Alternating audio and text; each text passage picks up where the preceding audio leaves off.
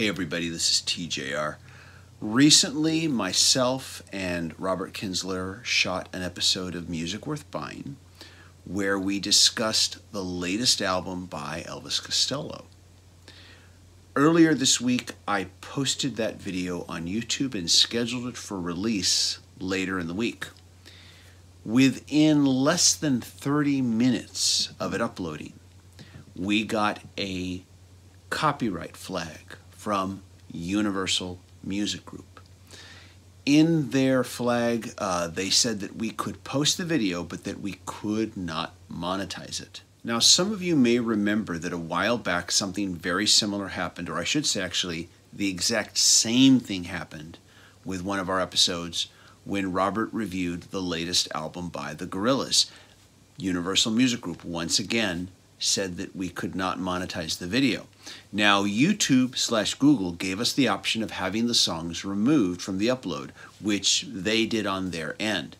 This allowed us to monetize the video.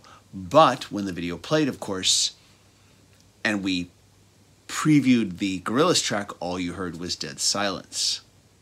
Unfortunately, Robert and I, we just don't have enough patron supporters yet to where we can afford to not have a video monetized. I want to make it clear that, well, one of our goals that Robert and I have is to have enough patron supporters to where we don't need to be concerned about having monetization taken away from us. We do not blame you, the viewers, for that. We blame Universal Music Group. And we can't afford to lose monetization at this point, so we've chosen to take the music out once again. Only this time, since the video has not been made public yet, we will have the opportunity to put our own alternate soundtrack to the section where you would normally hear the clips from the new Elvis Costello songs. I also want to stress this is not Elvis Costello's fault. This is not his record label's fault. This is Universal Music Group's fault. I remember when this happened with the Gorillaz, one YouTube commenter stated, "You'd think that they'd be glad that you're promoting the music and telling people to buy it and that they'd let you play a short clip."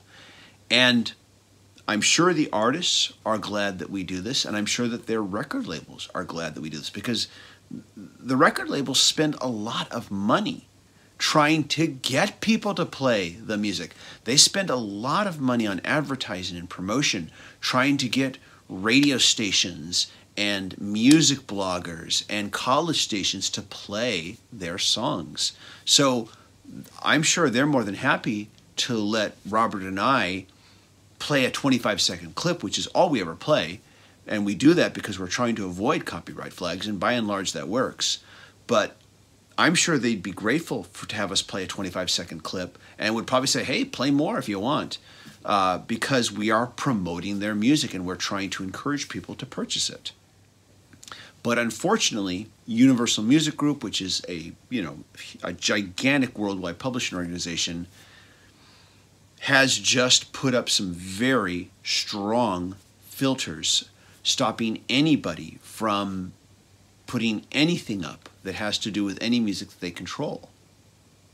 I released a video where all I did was talk about the Eagles song, Lion Eyes, and I had no clips from the song in my video. I did show a few brief snippets of sheet music. I used it to illustrate my discussion. I've learned don't do that.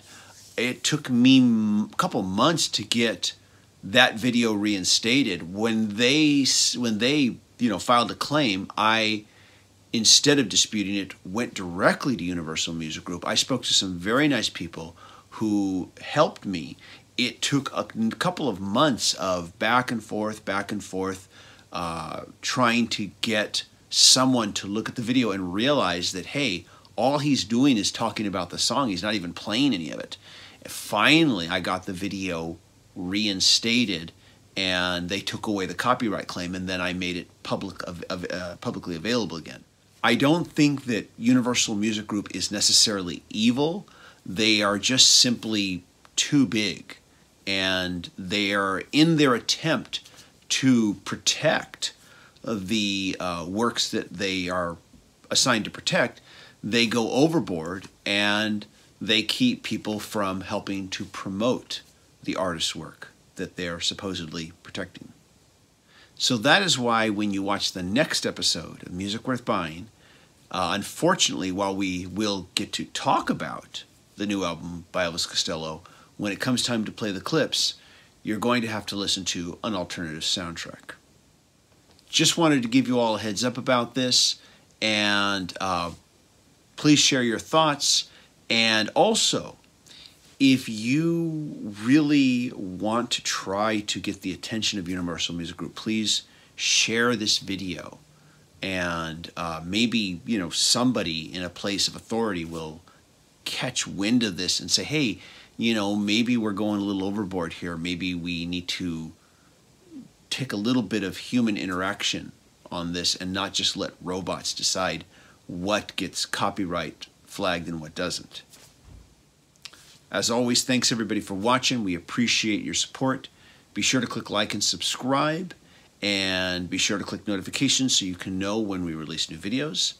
And if you want to take that extra step and help us make more videos, please go to the Patreon page and become a Patreon supporter. And thank you, everybody. Take care. Bye-bye.